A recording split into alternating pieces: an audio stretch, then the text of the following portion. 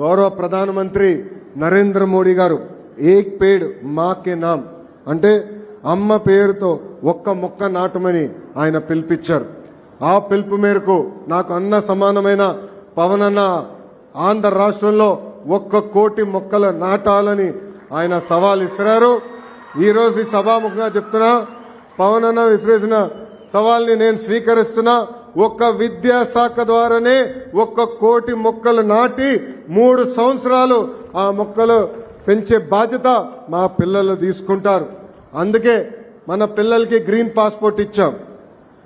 ఆ green passport లో ప్రతి సంవత్సరం మొక్క పెరిగిందా లేదా, 3 సంవత్సరాలు అయిన తర్వాత హెడ్ మాస్టర్ గారు ఆ గ్రీన్ పాస్పోర్ట్ లో సంతకం పెడతారు. ఎందుకంటే మన పిల్లలకు బాధ్యత పెరగాలి. మొక్క చూసుకుంటూ అనేది ఒక పవిత్రమైన బాధ్యత. ఆ బాధ్యత పెంచేదానికి ఈ రోజు మన పిల్లలకి గ్రీన్ పాస్పోర్ట్ కూడా ఇస్తాం జరిగింది.